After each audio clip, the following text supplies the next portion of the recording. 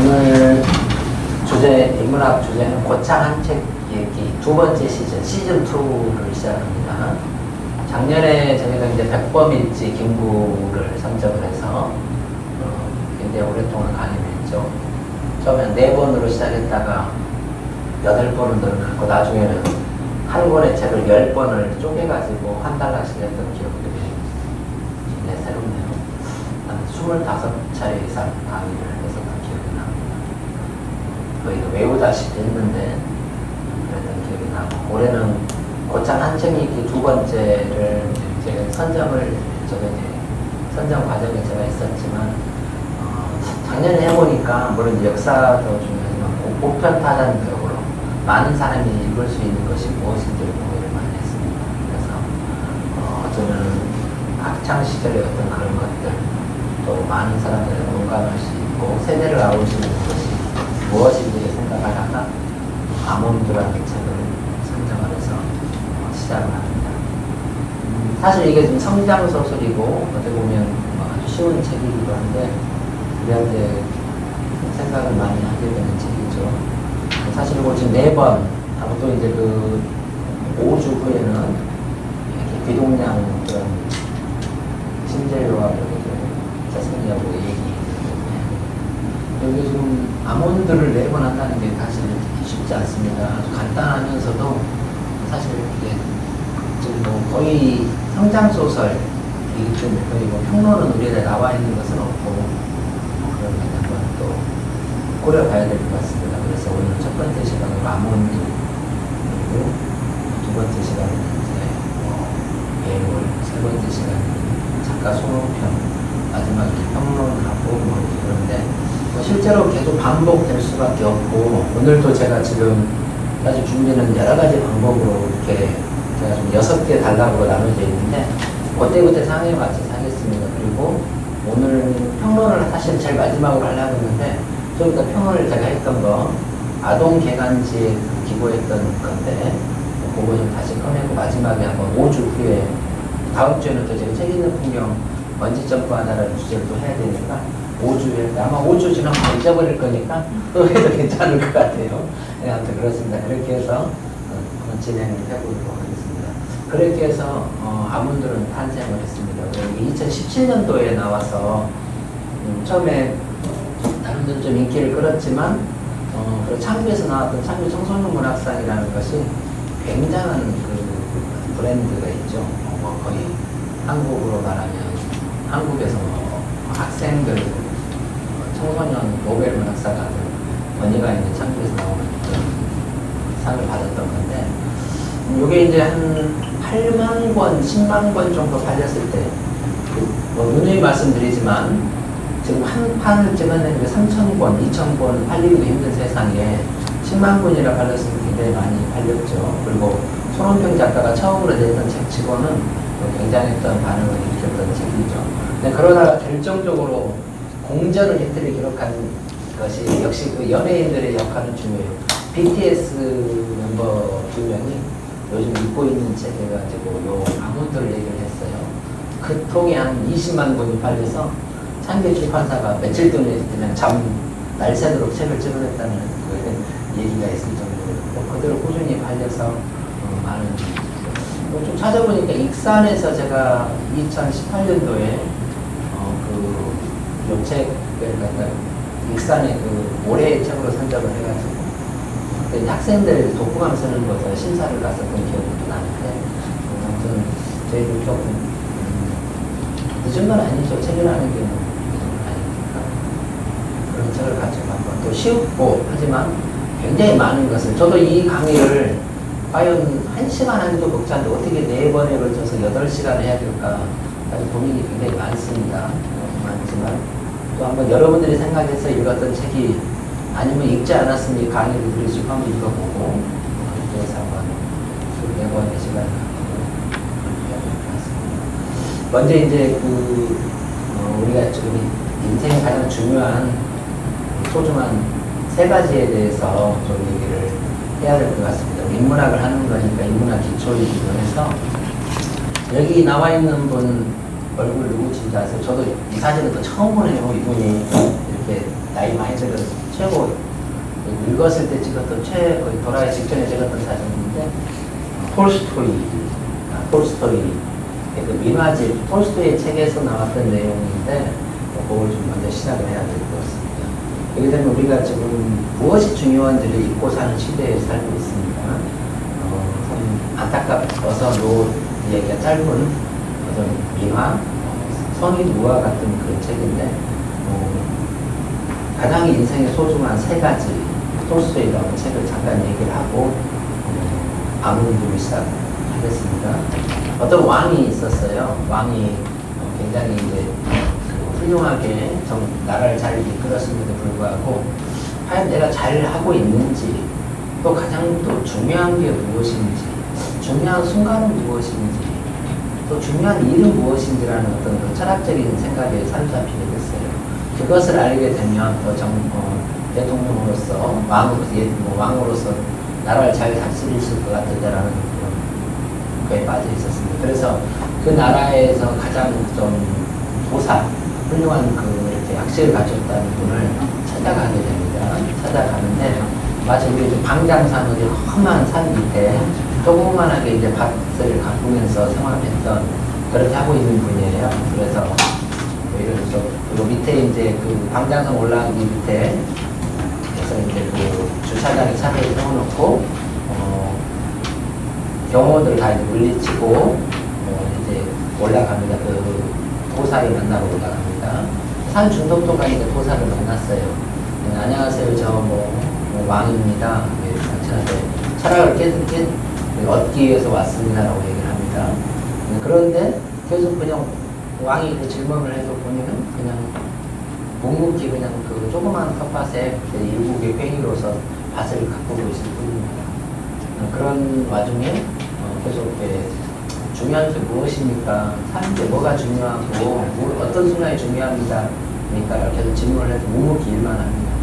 그런 일하는 와중에 너무 회피하고 너무 왜소해서 좀 안타까운 마음이 들면서 이제 그 왕이 그 일을 도와주게 됩니다. 도와주면서 굉장히 이제 그 텃밭을 가꾸는 일을 같이 도와주고 있습니다. 도와주면서 그런 와중에 이제 텃밭을 도와주고 있는데 갑자기 이제 어떤 그 자기 한 명이 와서 푹 쓰러집니다. 아마 그 동물에 물렸던 것처럼 쓰러지는데 아무튼 왕이 그렇게 해서 돕고 있었는데 이제 쓰러졌어요. 쓰러져 있는데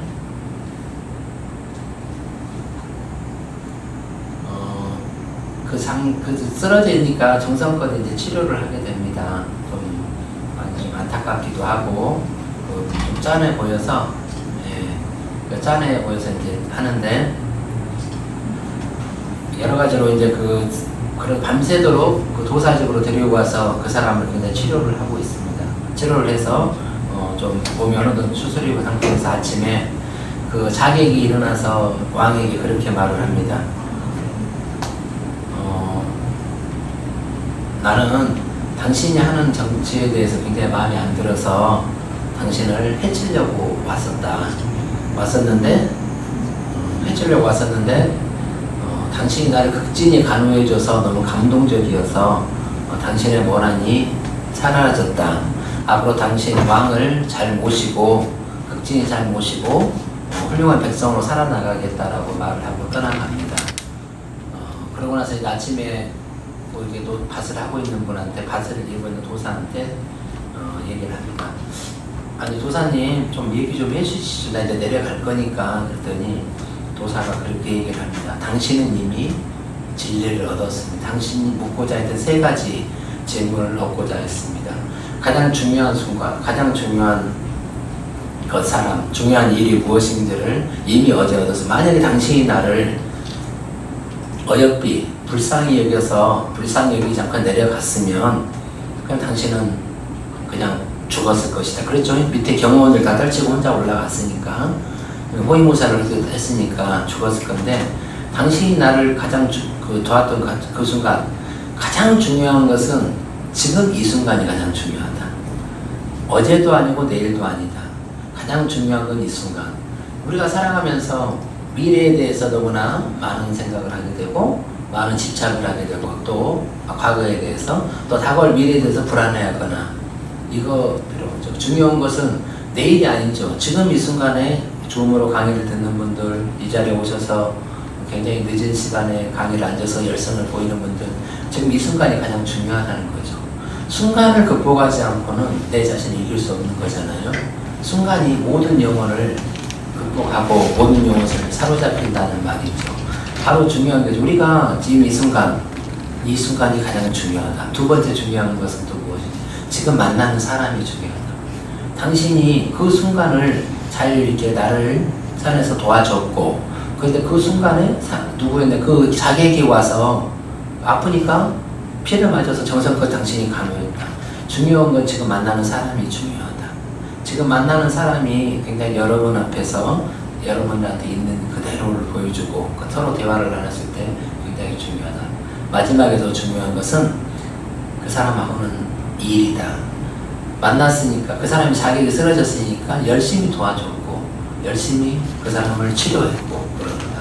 가장 중요한 것은 지금 이 순간 지금 만나고 있는 사람 그 만나고 있는 사람과의 대화 일이 중요하다고 그렇게 말합니다. 우리는 뭐 지금 여기 보니까 학생도 들어와 있고 그러는데 그렇잖아요. 학생들 공부 맨날 하라고 하지만 게임할 때는 최선을 다해서 게임을 하고 놀 때는 열심히 놀고 공부할 때는 열심히 하고 우리 어른들도 마찬가지잖아요. 근데 우리는 늘 헛생각을 하죠. 이 자리에 앉아서 다른 생각을 하고 혹시 김치찌개 끓였는데 불 끄고 오지 않았는가 이런 생각을 하게 되고 또 뭐 어제 술 좋아하시는 분들은 술 한잔 마셔야 되는데 빨리 가서 뭐 이런 생각도 하실 수 있고 그러는데 가장 중요한 건 이 순간인 것 같습니다. 지금 7시 반을 오면서 이 순간에 우리가 앉아서 얼마나 의미 있는 시간입니까? 바쁜 와중에 책을 보게 하고 또 인문학을 듣게 하는 이 순간에 여러분들한테 굉장히 이 자체로서 여러분들은 굉장히 행복할 것이고 많은 것을 느낄 수 있을 거라고 생각을 합니다. 그렇잖아요. 우리가 과거에 너무 매몰될 필요도 없고 미래에 대해서 너무 할 필요도 없잖아요. 톨스토이가 말했던 것처럼 어떤 철학적인 교훈을 주는 거잖아요. 가장 중요한 건 이 순간이에요. 그렇잖아요. 우리가 앉아서 이렇게 줌으로 열 몇 분 또 앉아서 여기 앉아 계신 분까지 공유하면서 느끼는 이 순간이 너무 중요하지 않느냐라는 생각을 했습니다. 사실 이 순간에 최선을 다하지 않으면 우리 삶은 그야말로 난장판이 될 수밖에 없잖아요. 네, 그런 것들을 잘 하시면서 오늘 강의를 좀 시작했으면 좋겠습니다. 우리 학생들한테는 그렇게 말합니다. 강의를 하면 저녁에 부모님한테 강의를 들었는데 3가지 얘기를 이렇게 해주면 통닭을 줄 것이다 라고 했는데 언젠가 제가 정읍의 학산에 가서 강의를 하는데 한 달 만에 가서 질문을 했어요. 통닭을 얻어먹고 피자를 이렇게 얻어먹은 사람이 있느냐 그랬더니 2명이 있었대요. 근데 한 명은 선생님 저 그 얘기를 했는데 우리 엄마가 이놈의 가시네 또 동영상 봤지 그래서 너 영상 보고 말하지 이게 유튜브잖아요. 그래서 서글펐다고 그래서 그냥 포기했다고 그러는데 그럴 때일수록 엄마한테 아빠한테 얘기해라. 있는 그대로 포기하지 말고 내가 이렇게 강의를 들었었으면 그랬는데 요즘 하도 애들이 영상을 봐니까 부모님이 그렇게 좋은 얘기를 했어도 유튜브를 봤다라는 얘기를 좀 했었던 거 기억이 납니다. 오늘 그 두 번째 이제 그 손원평 이 작가죠. 1979년 4월 서강대 나왔고 저서리 이쪽 책이 있어요. 얼마 전에 그 4월에 이렇게 해서 4.19 저기 그 제주도 4.3 문학상 수상을 했던 역작이 있는 작가입니다. 이 아몬드는 이 작가의 첫 번째 장편 소설입니다. 그래서 좀 이 작가는 다음 시간에 왜 손원평을 기억해야 되는가라는 또 주제를 강의를 하는데 손원평에 대해서는 또 얘기를 할 수 있도록 좀 하겠습니다.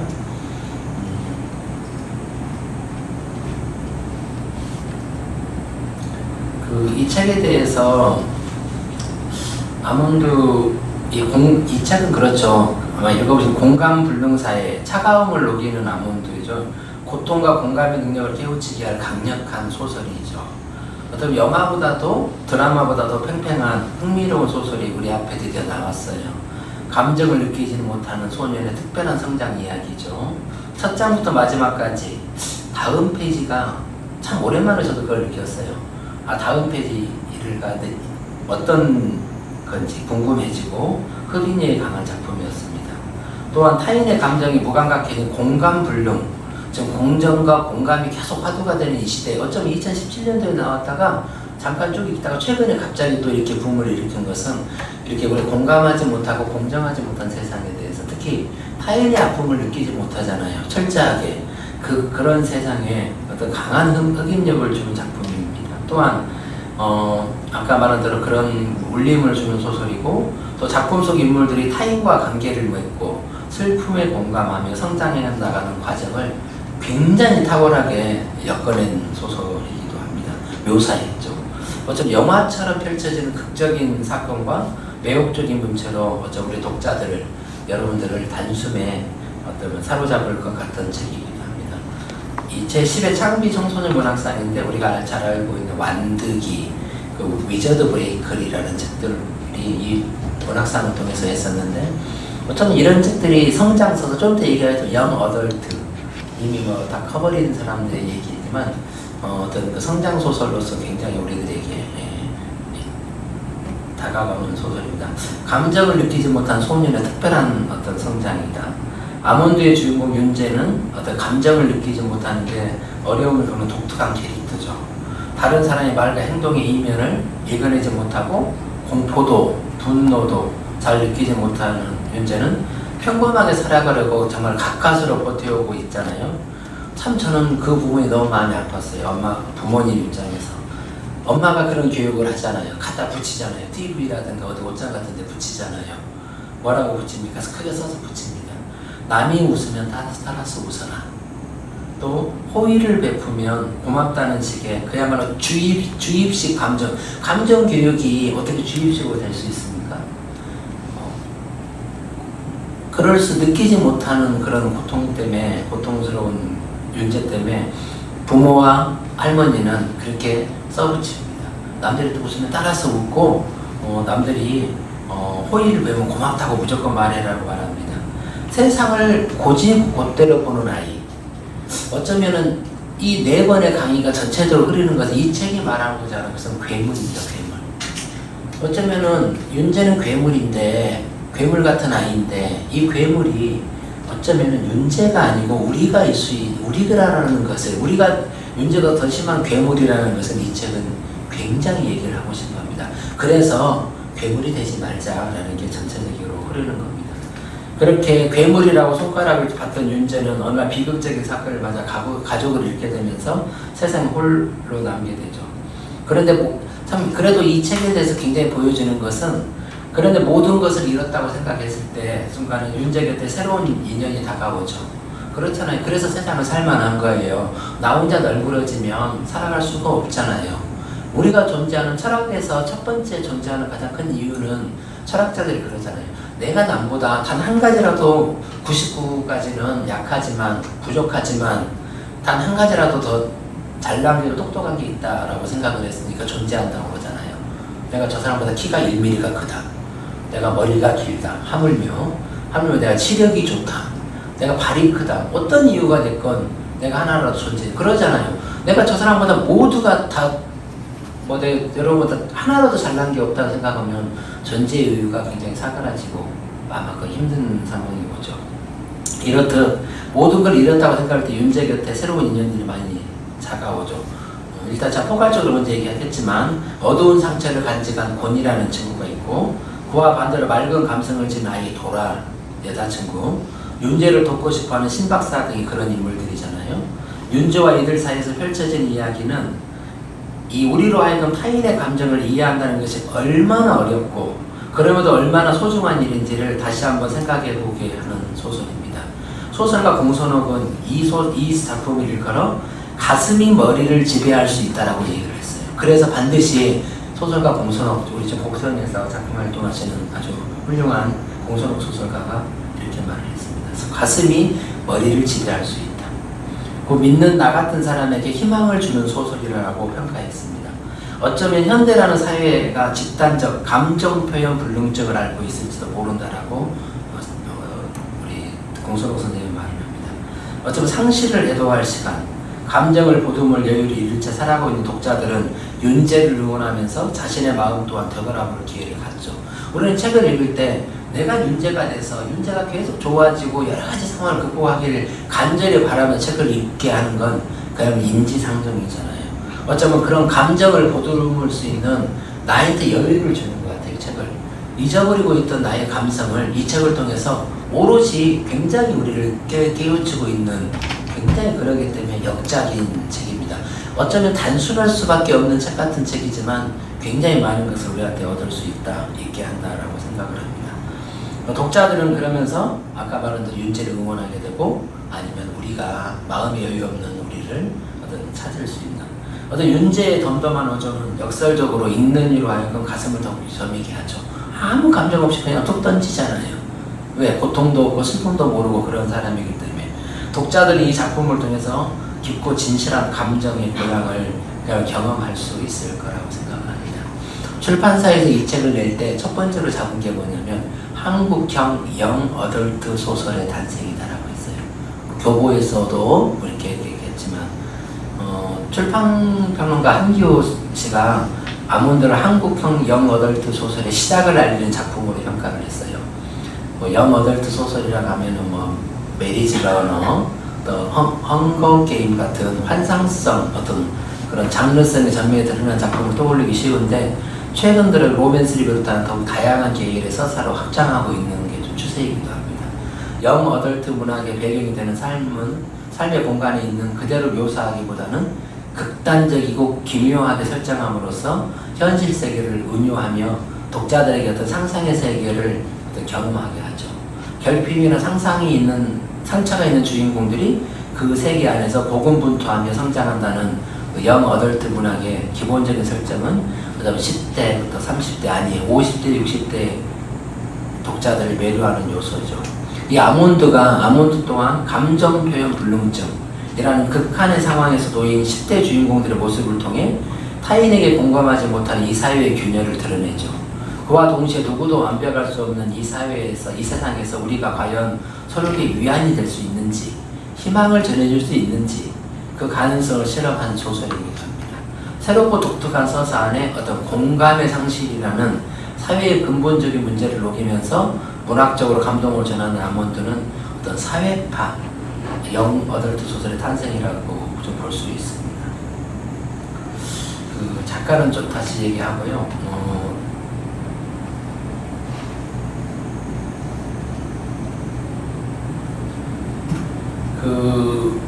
이 창비 청소년 문화상의 아몬드가 어떤 여러 가지로 좀 많은 사람들이 추천을 했고 평을 했던 얘기를 좀 잠깐을 좀 해야 될 것 같습니다. 그 프롤로그, 작가가 쓴 프롤로그에 이런 말이 나옵니다. 나에게는 아몬드가 있다. 당신에게도 있다. 당신이 가장 소중하게 여기거나 가장 저주하는 누군가도 그것을 가졌다. 아무도 그것을 느낄 수가 없다. 그저 그것이 있음을 알고 있을 뿐이다. 한마디로 말하자면 이 이야기는 괴물인 내가 또 다른 괴물을 만나는 이야기다. 하지만 그 끝이 비극일지 희극일지 여기서 말할 생각은 없다. 첫째, 결론을 말하는 순간 모든 이야기는 시시해지기 때문이다. 비슷한 의미에서 둘째, 그렇게 해야 당신을 이 이야기에 동행시킬 가능성이 조금 커지기 때문이다. 셋째, 그러니까 마지막으로 변명을 하자면 사실 어떤 이야기가 비극인지 희극인지 당신도 나 누구도 영원히 알 수 없는 일이다라고 작가는 이 책을 시작하면서 이렇게 썼습니다. 그러면서 이제 그 창비 문학상을 받은 창비 이렇게 추천사에서 보면 창비 문학상 그 심사위원 권여선 소설가, 김지은 평론가, 오세란, 정은숙 씨가 공통을 했던 말이 있어요. 두 소년이 타인과 관계를 맺고 성장하는 과정을 끝까지 섬세하게 짚어나가는 작가의 문장은 겉보기에는 괴물로 보인다 할지라도 그 내면에는 언제나 괴물이 되지 않기 위해 눈물겨운 분투가 숨어있다는 진실을 설득력 있게 보여준다. 캐릭터의 매력 그리고 깊은 성찰로 빚어낸 두 인물의 관계에 깃든 아름다움에서 이 작품이 문학적으로 의미 있는 성취를 이루었음을 알 수 있다라고 이 대상을 주면서 추천하게 됩니다. 이 책을 이렇게 많은 사람들이 읽었을 때 창비 쪽에서 이제 왔었던 것을 제가 이제 받았는데 어떤 독자는 넘어가는 직장이 아까운 기분을 정말 몇 년 만에 느꼈다. 매일 경제신문에서는 3번 놀라고 2번은 울었다. 반전을 거듭하는 소설은 영화에 적합했다고 평가를 했고요. 연합뉴스에는 공감을 불능하는 치유, 소년 윤재의 성장기, 문화일보는 어린 친구부터 어른까지 모두의 마음을 울린 소설이다. 또 어떤 독자는 정말 오랫동안 기억에 남을 책 같다. 이 책이 두껍지 않지만 결코 얕지 않은 책이다라는 이렇게 좋은 말을 했어요. 박종희라는 작가는 매력적인 문체에 한번 반하고 빠른 전개에 2번 반했다. 그리고 어떤 분은 쌉싸름하며 고소한 한국음의 시간이었다. 어떤 분은 또 이 사회의 진정한 공감에 대한 물음을 작품이다. 이 작가가 첫 번째 소설이라는 게 너무 놀라웠다. 다음 책이 어떻게 될 것인가 궁금하다고 했습니다. 아까 말한 대로 이 공선옥 이분 말처럼 아몬드는 가슴이 머리를 지배할 수 있다고 믿는 나의 같은 사람에게 희망을 주는 소설이다. 어쩌면 현대라는 사회가 집단 감정교육 불능증을 앓고 있는지도 모른다. 그리고 이 소설처럼 죽음과도 같은 성장통을 겪어내야만 감정의 시대가 뿜어내는 향기를 우리가 맡을 수 있을지도. 긴 겨울의 끝에 봄이 온다. 봄이면 식물이 자라듯 감정도 자라고 감정이 자라면 세상도 자랄 것이다. 이 글을 읽는 동안 내내 가슴이 두근거렸다. 다가오는 봄에는 내 감정과 내 감정이 스파크를 일으켜 아름다운 폭죽 하나쯤은 터지고 말리라고 공선욱 선생님이 극찬을 했습니다. 다가오는 봄에는 내 감정과 너의 감정이 스파크를 일으켜 아름다운 폭죽 하나쯤 터지고 말리라. 요 문장은 좀 기억해도 좋을 것 같습니다. 이재용 감독 그 두근두근 내 인생이라는 소설이 있죠. 이것도 내가 성장 소설인데 그리고 스캔들이라는 책도 있어요. 다 창비에서 나온 유명한 책들인데 이 감독을 연출했던 분인데 이재용 감독은 다른 사람의 아픔을 공감하지 못하는 것이 얼마나 불행한 일인가. 손원평 작가의 아몬드는 타인과 관계를 맺고 슬픔에 공감하며 성장해 나가는 과정을 탁월하게 묘사한다. 몸이 자라는 만큼 마음도 함께 자라던 시절, 그 시간을 함께 보낸 주인공 나와 고니의 이야기, 그들이 만나 친구라는 이름이 붙기까지 보내온 몇 해의 계절을 떠올리면 책을 덮고 나서도 코끝이 처연하고 시린 기운이 전해진 것만 같다라고 평가를 했습니다. 또 이제 장원석 PD 최종병기 활인한 영화 보신 분이 있죠? 네, 그 제작했던 감독이 20년 넘게 영화를 하며 생긴 직업병 같은 게 있다. 2시간을 넘는 콘텐츠에 집중하기가 어렵다는 거다. 그런데 200페이지가 넘는 소설을 읽어야 하다니. 그렇지만 아몬드는 끊임없이 궁금증과 흥미를 유발하여 마지막 페이지까지 금방 넘어간다. 담담히 오늘을 살아가는 수많은 우리들에게 세상을 버틸 용기와 힘을 주는 소설이다 라고 했습니다. 어쩌면 여러분들이 읽었을 때 대부분의 지금 이 책이 거의 70만 권 정도 팔렸는데 많은 분들이 처음에는 2017, 18년 나왔을 때 거의 반응이 없었어요. 그냥 성장 소설 하나 나왔다고 생각을 했는데 이렇게 읽다 보니 또 많은 분들이 공감하다 보니 이런 그 찬사가 나왔죠. 그러다 보니 우리가 그런 거 있잖아요. 우리가 읽을 때는 모르지만 남이 하나 툭 던지는 말에 굉장히 그 책의 의미를 부여하게 되죠. 저도 이제 그래서 여러분들한테 인문학 강의를 할 때, 평론을 할 때 굉장히 한마디 2시간, 1시간 반을 강의할 때 한두 마디라도 기억을 날 수 있는 멘트를 하고 싶어서 굉장히 노력하고 있는데 그게 여러분들에게 인문학을 하는, 책을 읽게 하는 어떤 도구를 만들어주는 계기라고 생각을 하고 그렇습니다. 어쩌면 공선옥 선생님, 이재용 감독, 장원석 PD 이런 분들이 이런 말을 하는 것은 굉장히 많은 청소년들한테 희망을 줄 수 있죠. 동기부여가 되잖아요. 그러잖아요. BTS가 이 책을 가지고 30만 권이 팔렸고 그 뒤로 아까 말한 공감이라는 시대가 어우러져서 이렇게 됐잖아요. 어쩌면 이 책은 스터디셀러가 될 것은 분명합니다.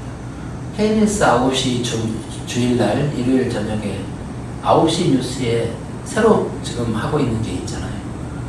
우리나라를 이끈 소설을 하나씩 설명하고 있는데 저는 문학을 하는 사람으로서 소설 평론하는 사람으로서 굉장히 그 감동이에요. 아, 이 시대에 우리나라 사회가 잘 가고 있구나. 공영방송이라는 게 이런 게 있구나. 저는 그거 가지고 요즘 이제 흔쾌히 수신료 올려도 좋다고 생각할 정도로 그렇습니다. 왜 그렇습니까? 그저께 나왔던 새해 선물이에요. 새해 선물이 어디 겁니까? 제가 근데 강의했었죠. 새해 선물. 은희경, 우리 고창 출신. 방송국 카메라 기자와 PD가, 은희경 선생님이 직접 고창에 와서 찍었죠. 터미널에서, 모양성에서. 그렇죠. 거기에 나오면 뭐 서운동 감나무, 뭐 버스 안에서, 뭐, 그렇잖아요. 뭐 이렇게 봉산유지 불나서 저희 선생님이죠. 12살에 진이가 바라보는 세상이 끝나고, 나는 12살에 성장이 멈췄고 난 모든 걸 다 할 수 있다는 그런 책. 그게 1969년에 배경된 책인데, 제가 그 말씀, 은희경 선생님을 폄하하는 건 아니고, 37살 늦깎이로 소설을 데뷔했던 은희경 선생님께서 이 책 이후에 열 몇 권의 책을 냈지만 새해 선물을 따라갈 수 있는 책이 지금까지 안 나오고 있어요. 그만큼 첫 작품에 대한 것은 굉장히 큰 거죠. 그러다 보니까 다음 책을 계속 히트를 친다는 것은 그래서 작가들이 대단한 거예요. 어쩌면 그래서 이 송은평도 마찬가지일 거예요. 예스24에서 제가 다다음 시간도 얘기를 하려고 했는데, 예스24에서 26만 8천 명의 독자가 응모했어요. 앞으로 우리나라를 이끌어갈 젊은 소설가 10명 중에 1위가 송은평이었어요. 그만큼 저는 그것도 깜짝 놀랐어요. 엽서나 인터넷 응모를 독자 26만 8천 명이 지원을 했다는 말을 듣고 너무나 좀 가슴이 벅찼어요. 제가 몇 번 강의 때 얘기하지만 우리나라 독서를 움직이는 건 3만 명이에요. 이 3만 명이 5천 명을 먹여 살리는 거예요. 좋은 책이 나오면 3만 권은 팔린 거예요. 그러니까 10세인 거예요. 이 3만 명의 사람이 우리나라를 독서를 이끌고 우리나라의 인문학을 이끈다고 보는데, 그런 숫자가 계속 늘어나야죠. 그래서 우리 책 읽는 풍경에서 강의를 통해서 여러분들 3만 1번, 3만 2번, 3만 3번이 되라고 계속 부탁을 했던 것도 그런 이유죠. 그런 것들이 하나씩 쌓여서 이 사회를 지탱하는 거예요.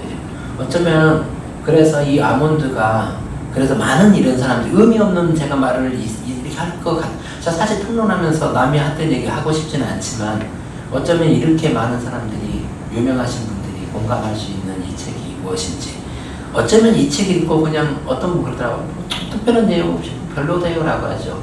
제가 요 평론했던 부분을 보내준 적이 있어요. 그저께. 다시 읽었더니 다르더라. 그런 것처럼 다시 읽고, 어쩌면 우리들이 살아가면서 많은 책들을 얘기 나오지만 한 권의 책이 우리 삶을 바꿀 수 있잖아요. 여러분들 삶을 바꿀 수 있듯이 어떤 이런 아몬드는 굉장히 의미 있게 다가갈 것이다.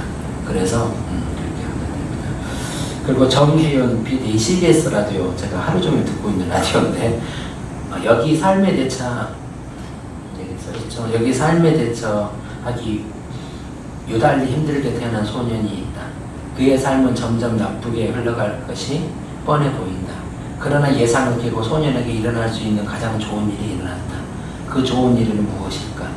사실 그것은 우리 모두에게 너무 좋은 일이다. 이렇게 대답해보고 싶다. 우리가 느낄 수 있다면 그것만큼 좋은 일은 없을 것이다. 우리가 우정을, 사랑을, 타인을 느낄 수가 있다면 그만큼 좋은 일이 없을 것이다. 라고 정혜연 PD는 얘기를 하고 있습니다. 얼마나 감동적인 멘트입니까? 우리가 우정을, 사랑을, 타인을, 정말로 갈수록 각박해지죠. 물질 만능 환경이 세대를 버겁게 합니다. 어쩌면 저희들도 이제는 익어가는 세대라 20, 30대 하는 행동이 얄밉고 많이 힘들다. 그네들은 합리적이라고 하지만 과연 이것이 어떻게 갈지는 저희도 알 수 없습니다. 우리가 우정을, 사랑을, 타인을 느낄 수 있다면 그만큼 좋은 것이 없을 것이다. 살아보니, 익어가 보니 이런 것들이 얼마나 우리한테 소중하게 다가오는지 여러분들 잘 아시잖아요. 사소한 만남이 얼마나 우리에게 의미가 있는 것인지. 그래서 이렇게 오랜만에 대면하는 이 모습이 굉장히 좋습니다. 예전에는 이 안에 지금 누구 있나 막 고민했었는데, 이제는 여러분을 보고 하니까 굉장히 좋습니다. 그리고 10회 또 내가 주인공이 된 만 같은 마음으로 주인공이 바라보는 세상을 함께 보며 꺾어 울었다. 너무 아팠다. 너무 슬펐다라고 청소년 심사단이라고 되어 있어요. 이 사람들이 했던 얘기가 그랬어요. 청소년들이 볼 때 이 책 심사를, 청소년 심사단이 또 책을 봤을 때 내가 주인공 된 것만큼 마음으로 주인공을 바라보는 세상을 함께 보며 꺾어 울었다. 너무 아팠다. 너무 슬펐다라는 말이 굉장히 많이 받았습니다. 이 작품의 줄거리를 좀 먼저 따라고 사실 제가 지금 논평, 서평, 평론을 죄다 지금 준비를 했는데 보니까 일단은 좀 안 읽으신 분들 줄거리를 살짝 좀 얘기를 좀 해야 될 것 같다는 생각이 듭니다. 이 책의 이야기가 작가의 아까 말한 에필로그 그리고 처음에 프롤로그, 그 다음에 에필로그, 작가의 말을 제외하면 1부에서 4부까지 총 4가지 챕터로 구성되어 있죠. 제1부, 감정표현 불능증, 알렉시티미아. 살다가 이렇게 책을 읽다 보면 참 별 단어가 다 나오죠. 요 좀 이따 얘기하겠습니다. 1972년도에 이렇게 발표됐던 의학 이렇게 말이라고 그러는데 이것도 제가 좀 공부를 한 게 있어서 아무튼 알렉시티미아라는 참 그래서 좀 살만한 것 같아요. 우리가 전혀 모르는 생소했던 단어가 불쑥불쑥 우리에게 다가오잖아요. 어쩌면 이 알렉시티미아는 굉장히 우리들에게 많은 얘기를 기억을 많이 남길 것입니다. 이라고 불리는 주인공 선윤재죠. 어린 시절 배경이 그려지고 크리스마스 생일을 앞두고 그의 가족인 엄마와 할아버지가 비극적인 사건을 겪게 되면서 엄마는 혼수 상태, 할머니는 죽게 되는 이야기가 6살 어린 시절 비극적인 장면을 목격했던 이야기와 함께 시작을 하죠. 그동안 할머니와 엄마로부터 사랑받고 보호받으면서 사람들과 소통할 때 감정을 표현하는 방법을 아까 그랬죠. 직접적으로 써서 붙이는 글을 외우다시피 배웠던 주인공은 17살이라는 나이에 그렇게 세상에 홀로 남겨지게 되죠. 그럼에도 불구하고 주인공은 슬픔이라는 감정도 느낄 수가 없죠. 왜 자신의 엄마와 할머니가 비극적인 사건으로 죽고 다치게 되었으며 자신이 이제 혼자 남게 되는지 의문만 남을 뿐이죠. 이 알렉시티미아가 감정 표현 불능증, 우리 이렇게 말로 되는데 1970년대 처음 보고된 정서적 장애라고 합니다. 아동기의 정서 발달 단계를 잘 거치지 못하거나 트라우마를 겪는 경우 혹은 선천적으로 편도체의 크기가 작은 경우 발생한 것으로 알려져 있습니다. 편도체의 크기가 작은 경우 감정 중에서 특히 공포를 잘 못 느낀다고 이 용어가 그렇다네요. 다만 공포 불안감 등으로 관련된 편도체 일부는 후천적인 훈련으로 성장할 수 있다고 보고되어 있다라는 게 알렉시티미아를 합니다. 2부 두 번째, 돌아가신 할머니의 장례식이 끝나고 중환자실에 있는 엄마를 매일 병문 안 하던 그 주인공은 엄마가 운영하는 중고 책방을 운영하면서 그 건물의 주인이자 2층 빵집 주인인 신 박사에게 보호자로서 도움을 받으면서 생활하게 되죠. 그리고 다시 학교에 가지만 감정 표현이 어려운 그는 학교에서 친구들과 어떤 그 사이에서 좋지 않은 시선을 좀 받게 되잖아요. 이 부분은 제가 좀 더 집중적으로 평론해서 얘기를 해야 할 것 같습니다. 그런 사실을 안 신 박사는 윤재가 학교를 그만두길 바라지만 윤재는 계속 학교를 나가겠다고 하잖아요. 그리고 나서 어느 날 병원에서 몇 번 마주쳤던 낯선 아저씨 윤 교수, 그러니까 권희의 친아빠 권유로 이제 곧 죽을 날이 얼마 남은 여자 권희의 친엄마의 그 아들 역할을 하게 되죠. 그로 인해 주인공 앞에 권희라는 새로운 인물이 등장하게 되죠. 권희라는 인물은 어릴 때 놀이공원에서 잃어버린 부부의 아들로 고아원 등 이것저것 맡겨지며 살다 보니 소년원까지 깜빵까지 갔다 온 그야말로 문제아 중의 문제아잖아요. 그렇게 아들을 찾았지만 부인 앞에 데려갈 수 없었던 때에 윤재를 아들로 소개시켜 주게 되고 얼마 되지 않아서 권희 엄마는 죽게 되고 같은 학교로 전학을 오게 되고 자기 아이 대신 아들 역할을 한 것을 알고 난부터 윤재를 굉장히 권희가 괴롭히죠. 때리고 그렇죠.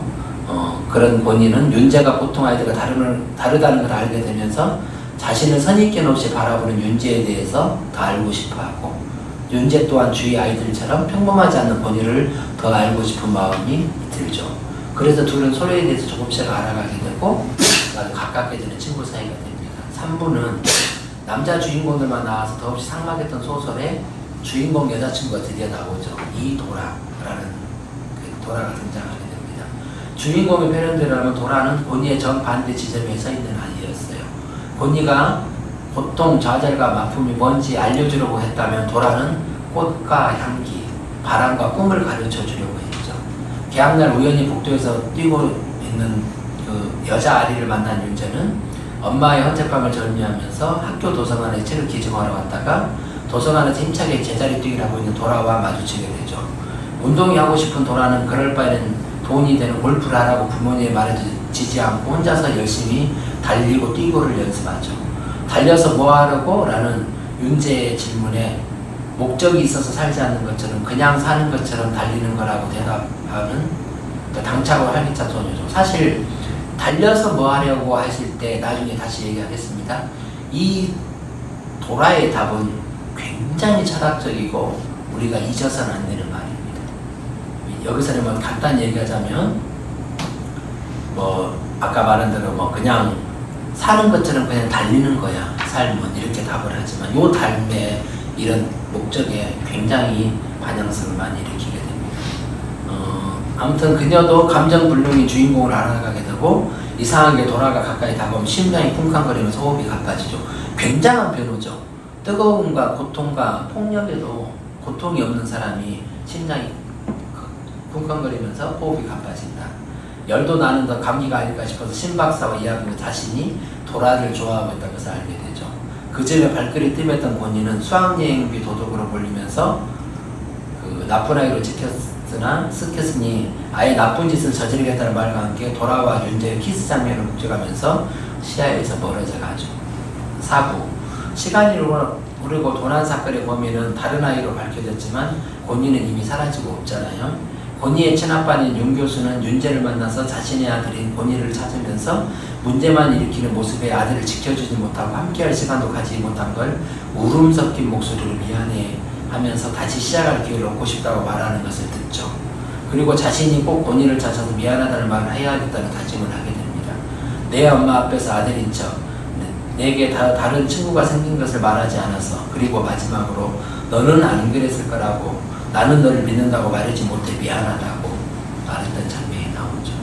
권희를 찾으러 함께 어울리던 찐빵이라는 아이로부터 철사형, 권희가 동경하던 소년은 선배였죠. 같다는 말 듣고 친구를 찾아 나서는 윤재. 권희에게 찾아가기 전 들린 도라에게 왜 걔를 네가 찾아가는 말에 윤재가 그렇게 말하죠. 그의 내 친구니까 라는 짤막한 대답을 남기고 겨울의 어둠 속 어딘가에서 친구를 찾아 나서게 되죠. 어쩌면 고통, 알렌시티미아니까 이것도 물론 무정도 있지만 참 무모하게 찾아갔죠. 고통과 아픔을 모를 수도 있으니까요. 그렇게 돼서 그 철사의 그 아지트에서 멍으로 가득한 권희를 발견하게 되죠.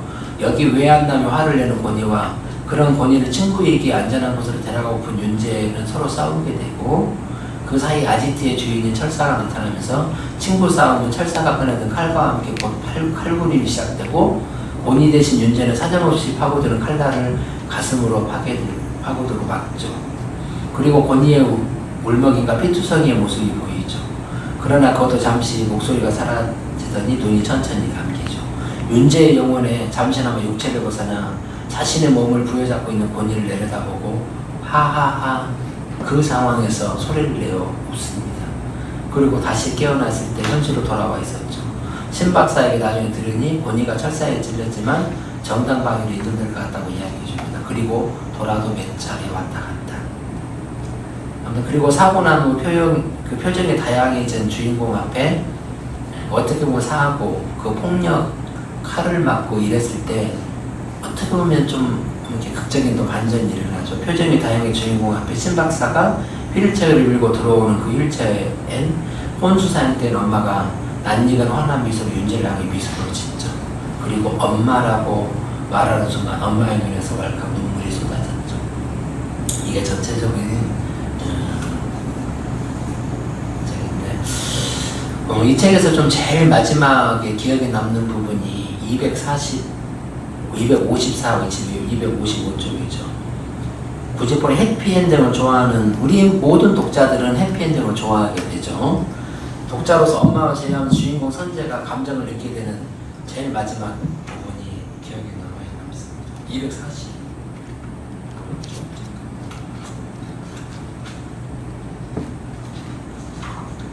책이 일반 책하고 저기하고 좀 달라요. 그거죠. 양장본하고 좀 다르는데 제가 그냥 읽겠습니다. 마지막 부분. 내가 누워있는 동안 거짓말처럼 엄마가 깨어났다. 모두가 불가능하다고 했던 무언가를 엄마가 해낸 거다. 그리고 엄마는 다르게 말했다. 모두가 불가능하다고 했던 무언가를 내가 해낸다. 나는 고개를 저었다. 뭔가를 더 설명하고 싶은데 그동안 있었던 일을 어디서부터 얘기하면 좋을까?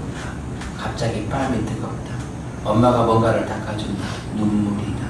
어느새 내 눈에서 눈물이 흐르고 있다. 내가 운다. 그런데 또 웃는다. 엄마도 마찬가지다. 라고 얘기를 했습니다. 참 이 부분에서 아까 그랬었죠. 후천적으로 노력에 의해서 치유가 될 수 있다.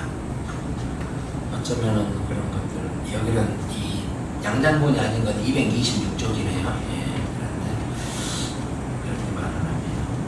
어쩌면은 이 부분을 보면서 그 신지상 지우라는 그 작가가 만화 베리베리 다이스키라는 거에 전에 누가 들은 얘기인데 그런 말이 나옵니다. 여기에 보면 아빠는 말씀하셨다. 너무 작은 것들까지 사랑하지 말라고.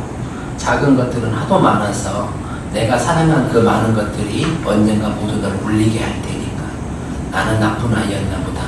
아빠가 그렇게 말씀하셨음에도 나는 빨간 꼬리가 예쁜 플라밍고의 구피를 되게 나요. 플라밍고의 구피를 사랑했고 비오는 날 무작정 날 따라왔던 하얀 강아지를 사랑했고 분홍색 끈이 예뻤던 내 여름 샌들을 사랑했으며 크리스마스 선물로 받은 갈색 긴 머리 인형을 사랑했었고 내 머리를 쓱쓱 문질러대던 아빠의 커다란 손을 사랑했었다.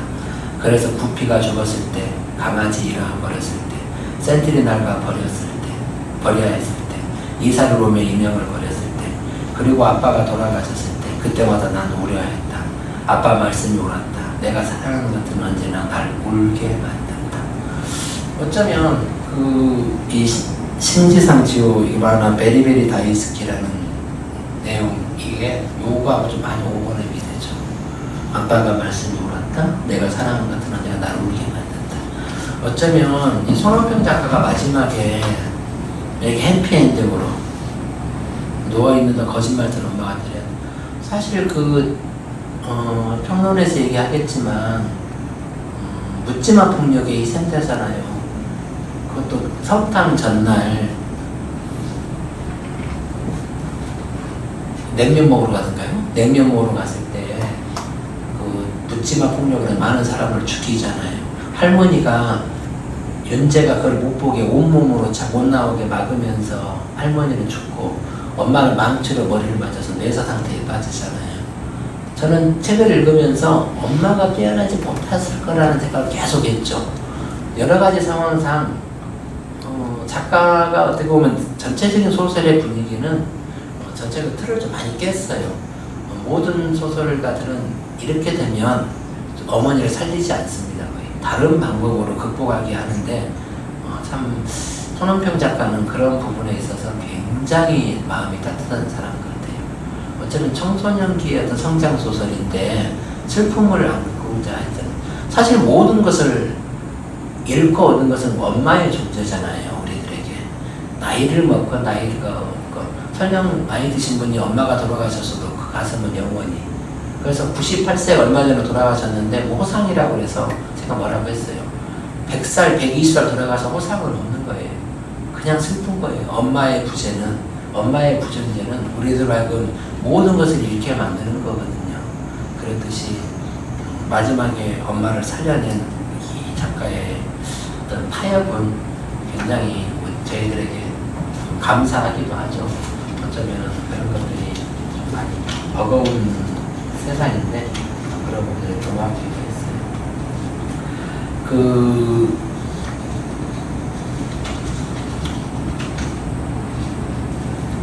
이 책을 좀 논평을 좀 하겠습니다. 다음 문제.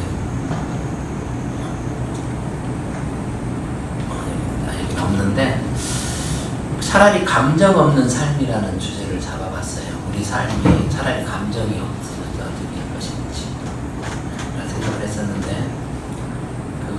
인공지능이 여기는 안 나오네. 인공지능의 현실을 내다보는 이 시대에 기계가 얼마나 인간을 꿈꾸는지를 모르겠으나 확실히 인간은 자주 기계가 되기를 꿈꾸죠. 어느 페미니스트는 진작 그 사이보그 선언을 내걸었죠. 각종 슈퍼히어로들도 실은 기계를 향한 인간의 꿈과 관련이 있을지도 모릅니다. 이 꿈은 어떻게 보면 신체 역량의 확대로만 표현되지 않죠. 가끔 이런 생각이 들기도 하는 거죠. 내게 분노만 없다면 분노를 일으키는 눈앞의 이자를 더욱 멋지게 응징할 수 있을 텐데, 슬프지만 않다면 나를 슬프게 하는 이 상황에 현명하게 대처할 수 있을 텐데, 감정만 없다면 세상이 요구하는 감정 노동을 더 잘 수행할 수 있을 텐데, 그런 순간에 인간의 감정을 동경하는 영화 속의 몇몇 AI들의 회화, 그런 것들은 보이죠. 그런 것들은 실속 가소로울 따름입니다. 어쩌면 이 책에서 말하고자 하는 것이 감정 없는 인간들이 잘하는 카타르시스인데, 어쩌면 2017년대 출간된 손원평의 소설 아몬드에는 아몬드처럼 생긴 뇌 편도체가 제 기능을 받지 않아서 느끼지 못한 선윤재가 등장하죠.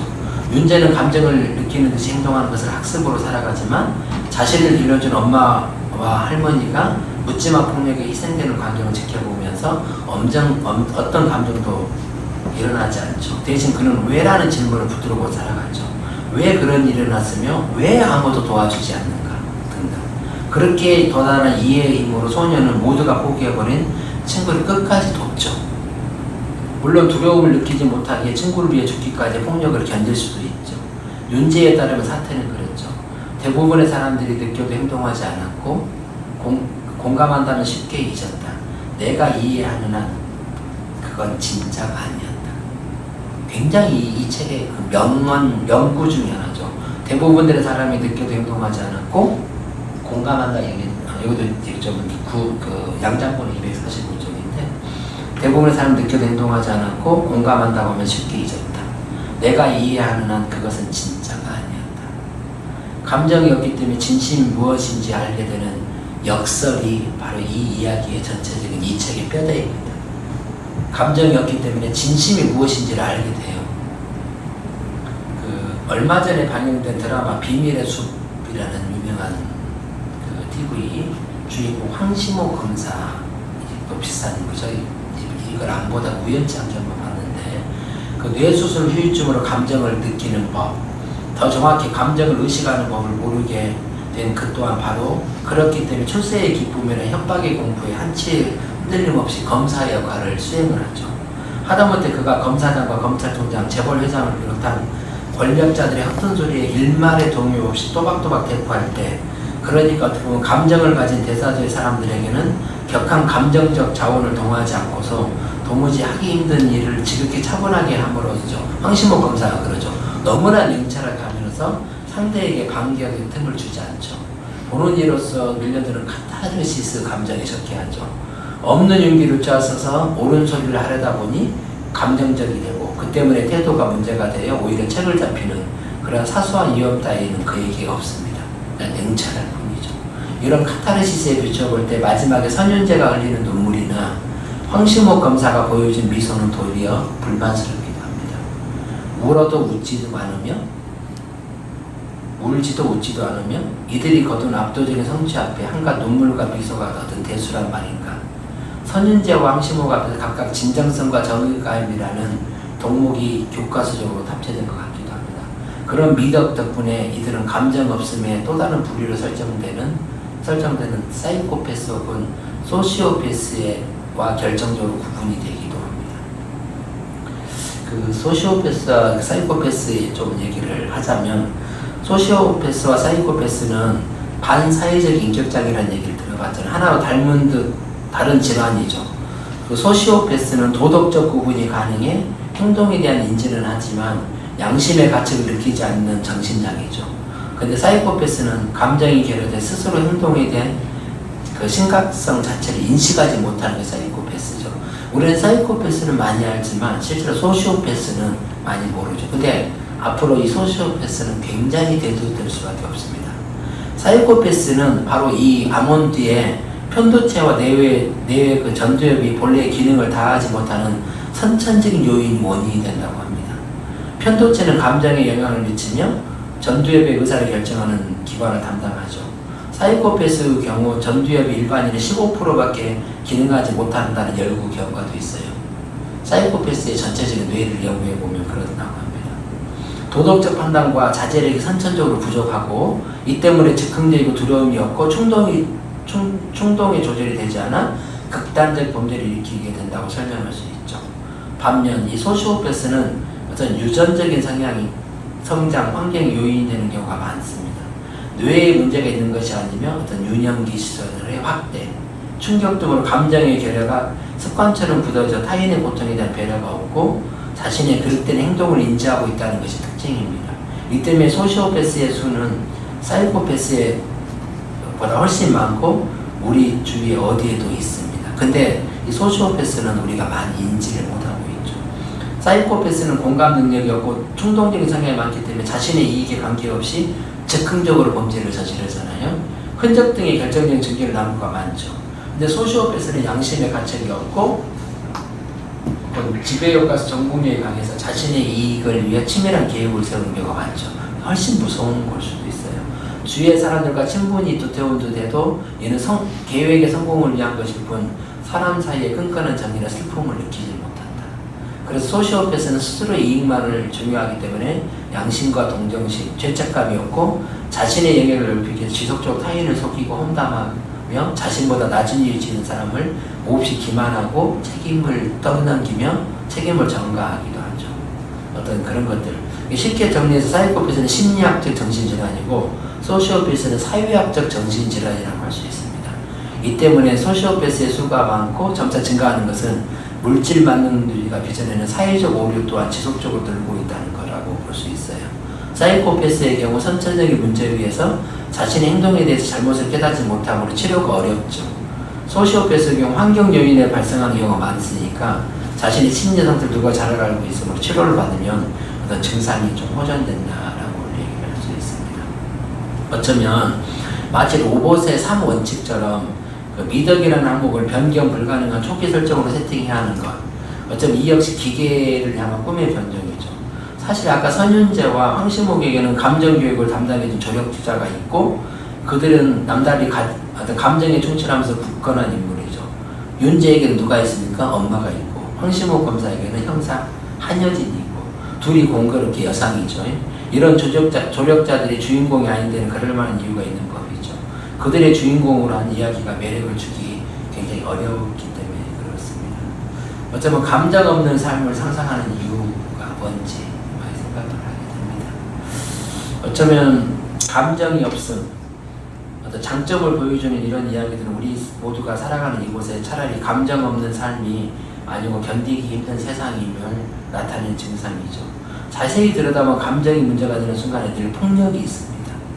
하지만 폭력이 야기하는 고통과 슬픔과 분노를 느끼지 않는 편이 폭력에 더 잘 대응해 두지 않을까 하는 생각은 불행히도 폭력 이후에나 떠오른다는 점에서 더 늦은 방책이 될 수밖에 없죠.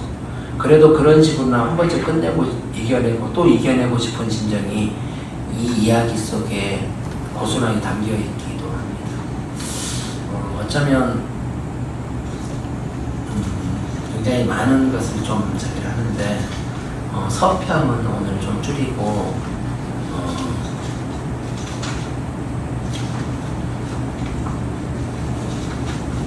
평론을 다시 한번 좀 제가 했던 평론을 좀 얘기를 해야 될 것 같습니다. 그 누가 괴물인가라는 그 주제인데 어쩌면 우리는 아까 말한 대로 윤재가 지금 계속 괴물인 것처럼 그렇게 얘기를 하죠. 그 범죄자는 대체로 신분을 숨기죠. 이웃으로부터 손가락을 받을까 걱정하고 직장에서도 불이익을 하거나 취직을 못하기도 하죠. 그런데 성범죄자는 정반대였잖아요. 어떤 범죄는 피해자에게 원인을 하지 않는 반면 성범죄자에 있으면 피해자의 행실이나 옷차림에 문제가 있었다고 삼았던 시절이 있었어요. 게다가 피해를 밝히는 순간 가정이 파괴되고 직장이나 사회에서 매장되기도 했죠. 나도 고발한다는 절규는 더 이상 억지주의로 살지 않겠다는 다짐과 침묵으로 가해자에게 방조하지 않겠다는 의지에게서 나오는 것이죠. 미투의 물결은 우리 사회의 위선을 벗겨내 끔찍하고 추악한 얼굴을 드러내게 했죠.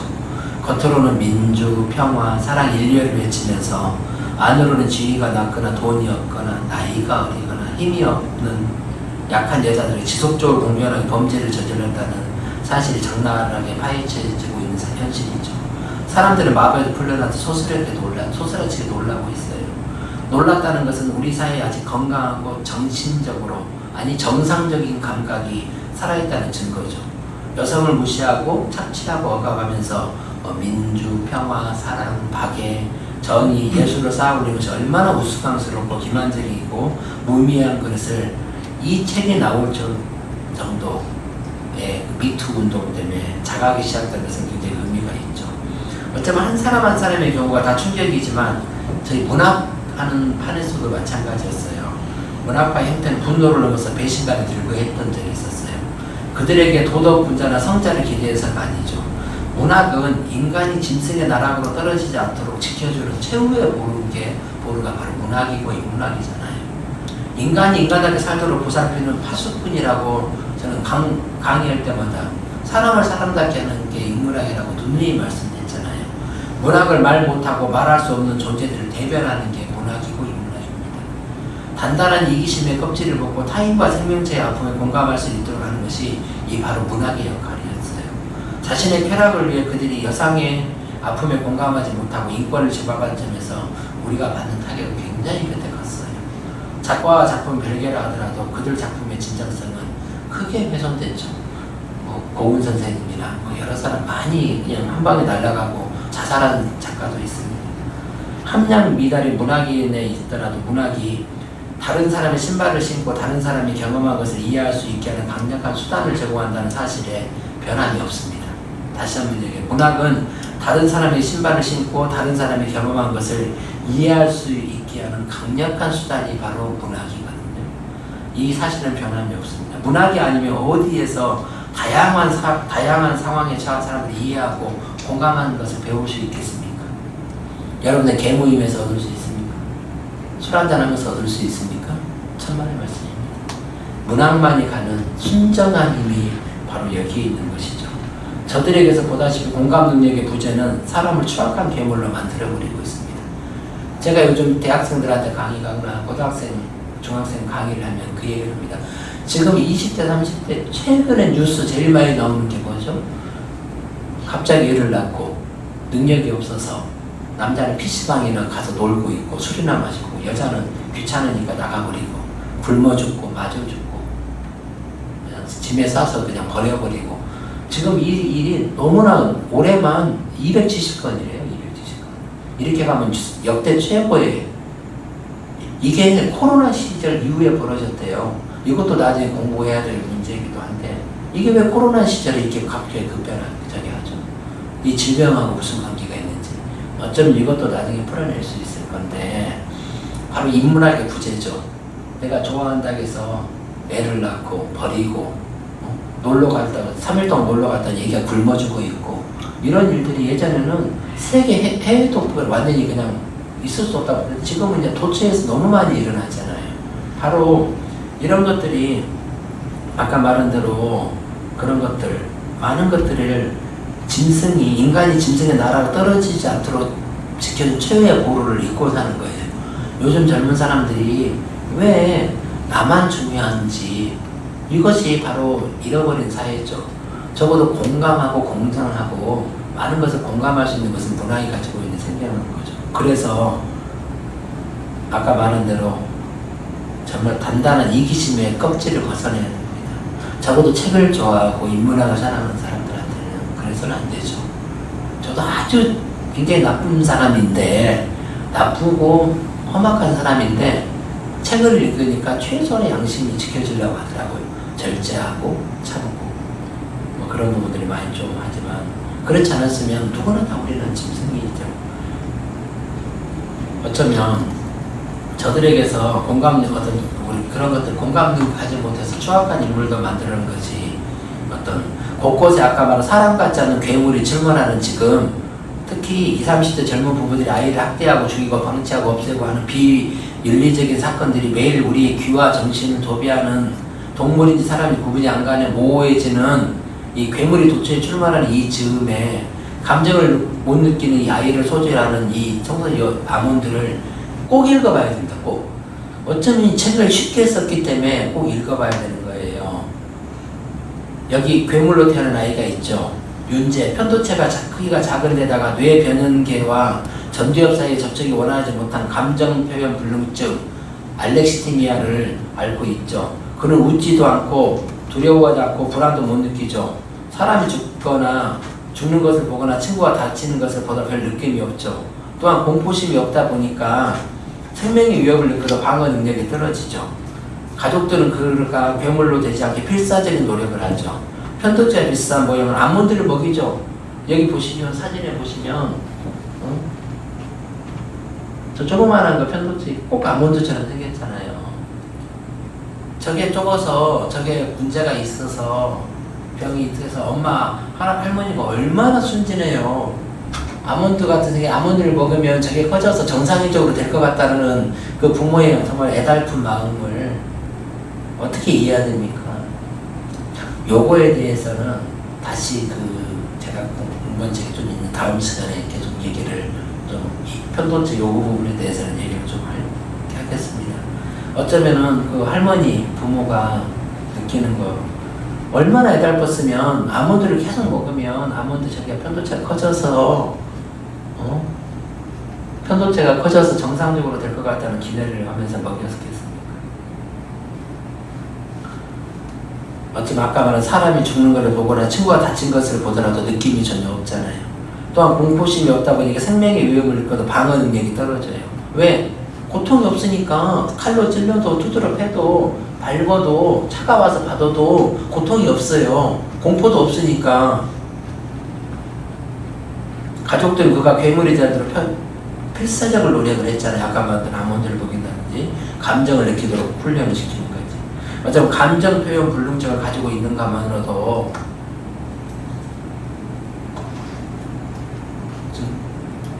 중매 꺼지지 않았죠? 안 꺼졌어요. 좀 잘 들리시죠? 문자 한 번 더 얘기. 여기 끊어졌는데 그거.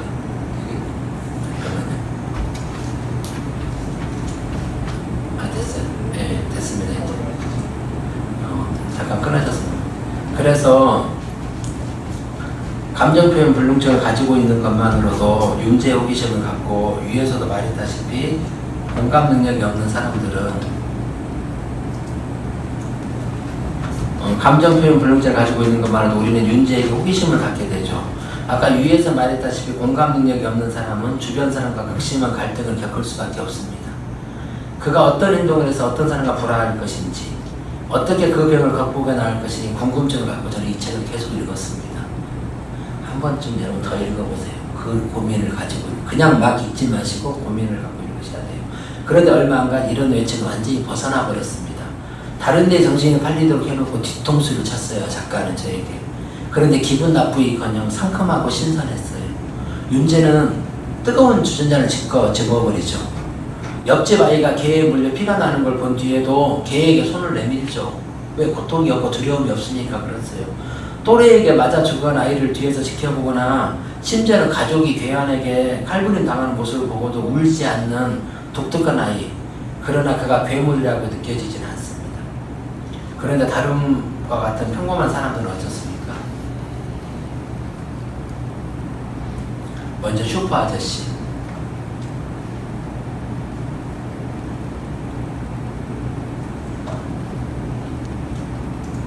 와이파이가 약해가지고 끊어져 버렸어.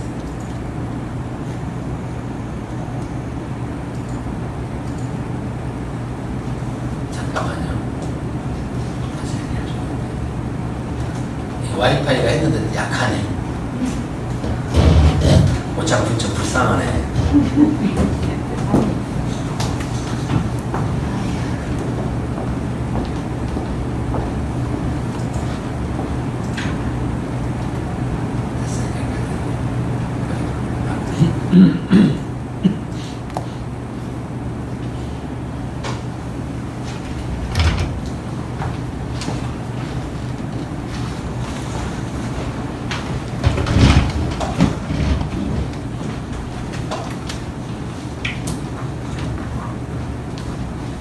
초대.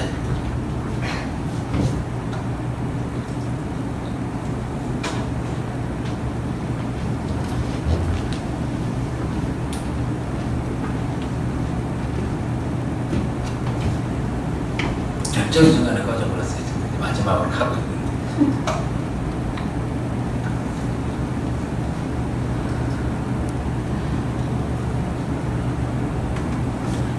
채풍에서 해야겠어요. 역시 채풍이 최고네.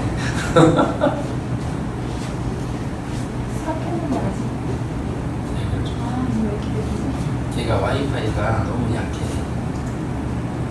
연결돼 있어. 아, 잠깐 이걸로 들어가셔야 돼요. 이게 좀.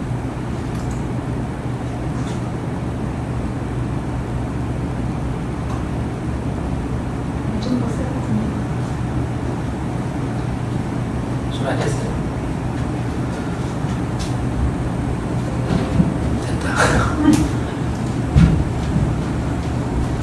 아, 죄송합니다. 이게 자꾸 꺼져가게 내가 이제 다 됐어요. 곧장 분청 와이파이가 너무 약해서. 다시 얘기하겠습니다. 윤재가 아까 뜨거운 주전자를 짚거나 옆집 아이들이 개에 물려 피가 나는 걸 본 뒤에도 개에게 손을 내밀어도 또 또래에게 맞아 죽어가는 아이를 뒤에서 지켜보거나 심지어는 괴한에게 칼부림을 당하는 모습을 보고도 울지 않는 독특한 아이죠. 그러나 그가 괴물이라고 느껴지지 않습니다. 그런데 다른과 같은 평범한 사람들이 나옵니다. 먼저 세 가지 부류의 사람을 제가 얘기를 하겠습니다.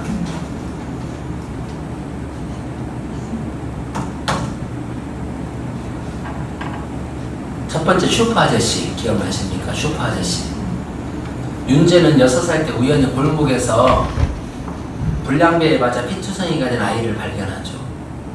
그가 한참 헤맨 끝에 작은 구멍가게 들어가잖아요. 그 사실을 알리죠. 텔레비전에 정말 오랜만에 봤습니다. 가족 오락관, 우리 허참이 했던 가족 오락관을 보여던 주인은 골목에 누가 쓰러져 있다는 말에 그러니라고 대수롭지 않게 대꾸하죠. 저희가 윤재가 뭐라고 합니까? 어쩌면 죽을지도 몰라요 라는 말에도 무서운 얘기를 얘가 참 태연히도 하는구나. 거짓말하면 못 쓰는 거야 대답하죠. 윤재는 어떤 사람입니까? 감정이 없어서 심각한 얘기도 그냥 평범하게 했을 거예요. 그래서 무서운 얘기를 너는 참 태연히도 하는구나. 거짓말하면 못 쓰는 거야 라고 대답하죠. 그래서 윤재는 죽을지도 몰라요 라고 하는 말을 반복하는 수밖에 없죠. 그리고 그 아이는 죽었죠. 그 아이 아빠가 누굽니까? 슈퍼 아저씨입니다. 두 번째 담임선생님. 윤재의 외할머니를 길거리에서 이유 없이 살해당했죠. 같이 서 있는 엄마도 뇌사 상태에 빠졌습니다. 윤재는 외할머니 문을 막아서는 바람에 가게 안에서 사고를 바라볼 수 없었죠. 다음 해에 봄 윤재는 고등학교에 입학하죠. 부임한 지 2년째 되는 여자 담임선생님 윤재의 사정을 알고 도와주고 싶어 합니다. 제가 지금 말한 세 가지는 어처구니 없는 인간 괴물이라는 얘기를 하는 거예요. 77쪽에 이렇게 나옵니다. 자, 그리고 갑자기 담임선생님이 톤을 높였다. 우리 반 친구가 아주 마음 아픈 일을 겪었다. 지난 크리스마스에 가족을 잃은 친구가 있어. 모두들 그 친구의 격려의 박수를 쳐주자. 손윤재 일어나. 담임이 시키는 대로 했다. 윤재야 힘내라. 담임 어머니들과 말하던 양팔을 높이들어 박수를 쳤다. 예능 프로에서 본 녹화 현장 뒤에서 방청객의 박수를 유도하는 FD가 탔다. 아픈 윤재를 고통스러워할 윤재, 물론 감정 느끼지만 담임선생이 박수를 유도하면서 담임선생이 이렇게 한다는 것은 있을 수가 없는 일이죠. 세 번째, 반 아이들 얘기를 하겠습니다. 박수를 유도하는 담임선생의 말에 다른 아이들의 반응을 보겠습니다. 77쪽에 아이들의 반응은 미지근했다.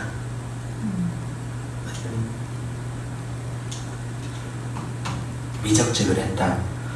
여기저기서 친운동 만운동 박수신용만 하는 모습이 눈에 들어왔다. 개중 성의 거치는 아이들이 몇 있어서 그나마 박수 소리가 들리는 듯했다. 박수는 짧게 사그라들었다. 그 뒤를 이은 건 정적에 가까운 고요 속에서 나를 바라보는 수십 개의 눈동자였다. 78쪽. 아이들의 반응은 다양했다. 복도 멀리에서 나를 가리키거나 내가 지나갈 때 공공이 수군대는 아이도 있었고, 급식 시간에 일부러 내 옆에 와서 낮게 말을 걸어준 아이도 있었다. 수업 중에 고개를 돌려 영락 없이 누군가 눈이 마주쳤다. 위로와 격려를 하는 아이들도 간혹 있었지만 대체로 호기심의 대상으로 윤재를 대했습니다. 급기야 한 아이가 노골적으로 윤재에게 질문하죠. 야, 엄마가 넌 앞에서 죽었을 때 기분은 어땠냐? 소리가 나는 쪽으로 몸을 돌렸다. 몸집이 작은 아이였다.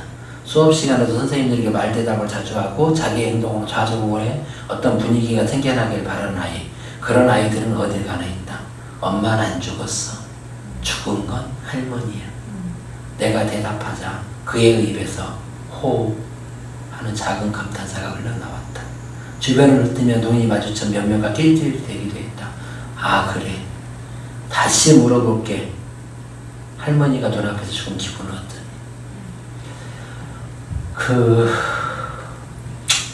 아이를 죽어간다는 말을 듣고도 텔레비전 오락부로 눈을 떼지 않았던 아저씨.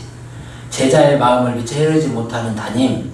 친구의 기억을 아무렇지 않게 끄집어내 낄끼거리는 학생들. 이들을 우리는 뭐라고 해야 될까요? 여러분들은 어떻게 생각하십니까? 이 사람들을 뭐라고 해야 됩니까? 아몬드의 중심 서사는 감정을 표현하지 못하는 윤재와 감정 과잉인 곤이라는 아이가 서로 이해하며 우정을 만들어가는 과정이 있습니다. 그들 사이에 팽팽한 긴장감이 책을 끌고 하는 중요한 동력이 있죠. 둘의 변화를 보는 것만도 충분히 흥미롭습니다. 위에 언급한 사파는 그 과정에 들어있는 소소한 에피소드에 불과하죠. 하지만 정말 작가가 하고 싶은 말은 스쳐 지나가듯 다룬 이들 사파에 담고 있는 것이 아닌가 추측해봅니다. 저는 여러분들이 이 77쪽, 78쪽을 읽었을 때 어떻게 읽었을지 모르지만 저는 모든 이 책의 중심은 여기에 있다고 봅니다. 누가 윤재를 괴물이라고 합니까? 우리가 괴물인데. 이 세 세 부류의 사람이 괴물이잖아요. 저는 이 부분에 있어서 할 얘기가 있겠구나 생각을 했습니다. 이런 추측이 과연 틀리지 않았다는 것은 윤재의 멘토이자 보호자인 신박사를 바라보는 시선에서 확인할 수 있었어요. 217쪽, 218쪽이 이렇게 나옵니다. 물론 이제 제가 제 책이 좀 다르긴 한데, 신박사를 찾아간 어느 날이었다. 텔레비전 화면 속에서 폭격의 두 다리와 한쪽 귀를 잃은 소년이 울고 있다. 지금 어디인가에서 일어난 전쟁에 관한 뉴스다. 화면을 보고 있는 신박사의 얼굴은 무표정하다. 내 인기적을 느낀 그가 고개를 돌렸다. 나를 보자 다정하게 웃으며 인사를 건넸다. 내 시선은 미소를 띤 박사의 얼굴들로 떠오른 소년을 향해 있었다. 나 같은 천치도 안다. 그 아이가 아파하고 있다는 걸. 끔찍하고 불행한 일로 고통스러워하고 있다는 걸. 하지만 묻지 않았다. 왜 웃고 있느냐고? 누군가 저렇게 아파하고 있는데 그 모습을 등지고 어떻게 당신은 웃을 수 있느냐고. 멀면 먼 대로 할 수 있는 게 없다고 외면하고 가까우면 가까운 대로 공포와 두려움이 너무 크다고 아무도 나서지 않았다. 대부분 사람들이 느껴도 행동하지 않았고 공감한다고 해도 쉽게 잊었다. 내가 이해하는 한 그건 진짜가 아니었다. 아까 제가 말씀드렸었죠. 신박사는 가족 대신 윤재를 지켜주고 보호해주는 이상적인 인물로 나옵니다. 그의 말은 부드럽고 따뜻하죠. 그럼에도 불구하고 타국 어린 아이의 아픔에 무심한 이중적인 인간으로 묘사하고 있어요. 여러분들 신박사를 한번 신박사 캐릭터를 생각해보지 않았습니까? 무조건 좋았다. 무조건 윤재에게 잘했고 엄마의 여자친구로서 엄마가 부탁을 했잖아요. 내가 쫓겨나는 이상하면 우리 아들을 부탁한다고 했잖아요. 그런데 타국의 어린아이 아픔에 무심한 그 장면을 보면서 여러분들 그런 걸 캐치할 수 있는 능력이 있어야 돼요. 무심한 어떤 이중인격자로 묘사되고 있어요. 이들 평범한 인물들은 어린 자식을 폭행하는 대학 교수, 무차별적으로 사람을 죽이는 사회 부적응자, 친구를 칼로 찌르는 어린 조폭, 나비의 물체를 하나하나 뜯어내다 급기야 어떻게 돼요? 발로 비벼버리고 마는 문제아가 나오죠. 감정 표현 불능증을 가진 소년과 대비를 이루는 사람들이에요. 이 작품의 묘미는 평범한 이들이 무심코 저지르는 언행의 폭력과 파괴력이 결코 저들 못지않다는 것을 발견하는 데 있어야 됩니다. 그러면 내 안의 괴물성을 대면하게 만들죠. 그런 관점에서 보면 윤재는 자신을 괴롭히는 포악하고 잔인한 곤이에게 왜 마음을 열게 되어 있는지 이해할 수 있습니다. 적어도 그의 선의를 가장해 폭력을 저지르거나 변명을 일삼으며 비겁하게 살지는 않았기 때문에 윤재와 권인의 친구가 될 수 있었습니다. 이에 불과하고 이상하고 독특한 사람을 일컬어 괴물이라고 합니다. 그들이 멀리 있다고 생각할 때 우리는 앞으로도 곳곳에 괴물을 만나게 될 것입니다. 괴물이 밖에 있는 것이 아니라 내 안에 있음을 자각해야 됩니다. 타인의 마음을 헤아리고 노력할 때 우리는 괴물이 아닌 사람다운 사람을 만나게 될 것이라는 게 이 책이 우리한테 주는 명교훈이기도 합니다. 다시 한번 마지막 결론을 얘기합니다. 이에 불과한 이상하고 독특한 사람을 괴물이라고 합니다. 우리는 좀만 이상하면 저 괴물, 반마, 별 욕을 다 해야 됩니다. 어쩌면 타인이 우리에게 그렇게 할 수도 있어요. 우리는 어떤 신박사처럼 아끼고 사랑하고 이해하고 이렇게 살지만 그러면서 우리는 뒤편에서 보이지 않는 곳에서 우리는 이중의 행태를 하고 있고 살고 있어요. 저도 마찬가지고 물론 고고한 여러분들 안 그려졌지만 많은 사람이 그렇게 살고 있어요. 그들이 멀리 있다고 생각할 때 우리는 앞으로 곳곳에 괴물을 만나게 될 것인데 괴물은 밖이 아니라 내 안에 있다. 있음을 자각하고 타인의 마음을 헤아리도록 노력하고 우리는 괴물이 아닌 사람답게 살아가는 사람을 만나게 된다. 사람다운 사람을 만나게 될 때 이 책이 주는 교훈을 꼭 잊어서는 안 됩니다. 어쩌면 이 책을 다 읽고 나서 저는 딱 한 번만 읽었습니다. 또 읽으면 이 평론을 또 다시 적고 다른 내용을 쓸 것 같아서 또 그렇게 했는데 아무튼 여러분들 우리는 괴물이 아닌 사람다운 사람을 만나게 될 수 있도록 우리가 사람다운 사람을 만나게 될 수 있도록 이 책이 주는 교훈을 진짜 깨달아야 됩니다.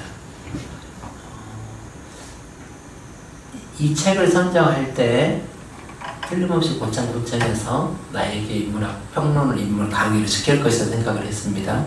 그럼에도 불구하고 이 책을 왜 쉽고 느끼고 말하고 모든 것을 아우를 수 있다고 생각했기 때문에 이 책을 선정을 저희는 했습니다. 책을 읽고 글을 쓰고 평론을 하고 강의를 준비하다 보니까 참 잘했다 생각을 스스로 해봤습니다. 어쩌면 어렵지 않게 읽을 수 있고 많은 사람들 공감할 수 있는 책이 이렇게 우리들에게 있습니다. 어쩌면 이 책의 마지막에 주는 교훈은 인문학 정신하고 괴를 같이 하고 있다고 생각을 합니다. 저에게 100여 차례 가까이 강의를 듣는 분들이 아마 제가 계속 얘기했던 게 이런 내용일 거라는 걸 여러분들 아실 겁니다. 어쩌면 나밖에 모르잖아요. 아마 여기서 또 나가면 또 나밖에 모르게 행동할 수도 있어요. 하지만 이 강의를 통해서 아몬드 책을 통해서 나밖에 모르는 게 100이면 오늘 나가면서 오늘은 99만 나밖에 모르고 이를 위해서 배려할 수 있는 그런 마음들이 있길 바랍니다. 사실 책이 있는 풍경에 소속되어 있는 우리 책사, 회원, 밴드 모든 분들, 특히 책사 회원들은 이런 아름다운 마음을 가졌기 때문에 저는 계속 노력을 하면서 이렇게 계속 여러분들한테 얘기를 풀어나갈 수 있어서 참 얼마나 다행인가 싶습니다. 또 다음 주는 이 아몬드 얘기를 하지 않고 마지막에는 또 문화가 있는 날이어서 다른 얘기를 할 겁니다. 다른 작가 얘기를 아직 고민 안 해봤습니다. 지금 또 내일부터 당장 해야 되는데 고민을 할 거고, 그래서 괴물이 아닌 사람다운 사람을 만나게 하는 얘기를 계속 지금까지 그래왔다고 생각을 하는데 앞으로도 계속 그런 사람다운 사람을 만나는 책을 통해서 타인의 마음을 헤아리고 우리가 사랑을 하게 되고 그런 마음을 갖게 되도록 노력을 하겠습니다. 아무튼 오늘 밴드 오늘 계신 분들 우리 줌에 계신 분들 중간에 계속 이게 지금 계속 책방에서 하다가 이곳에서 하니까 좀 끊어졌던 거 좀 그래도 들어왔던 분 한 번도 안 나고 끝까지 한 1분 끊어져서 버티셨네요. 그래서 고맙게 생각하고 좀 그 준비는 우리 담당 우리 주무관께서 많이 하셨는데 제가 이걸 다루는 게 좀 서툴러서 그런 거니까 저를 좀 이해해 주시고 아무튼 늦게까지 많은 분들 감사하게 생각합니다. 잠깐 이제 조금 나눌 수 있는 시간 5분 정도 하고 마무리하도록 하겠습니다. 오늘 보니까 좀 새로운 분들이 좀 많이 들어오셨네요.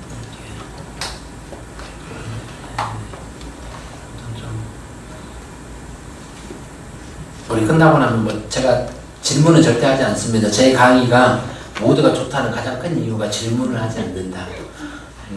너무나 고마워하더라고요. 그래서 어떤 분이 와서 질문을 하지 않는다면 네 그랬더니 진짜도 또 올 걸 그랬어요. 그래서 그렇게 하지 않는다. 혹시 좀 뭐 나누고 싶은 얘기 있으면 잠깐 좀 하고 다음 주에는 저기 줌으로만 하죠. 예, 다음 주에는 줌으로만 합니다. 그 문화가 있는 날이고 그 다음 주 연 3주 7주 연속 여기에서 줌과 비대면으로 계속 대면으로 같이 할 겁니다. 요 책 3번 더 하고 이렇게 하겠습니다. 다음 주 문화가 있는 날은 줌으로 이렇게 하는데 좀 나누고 싶은 얘기 있으시면 잠깐 한번.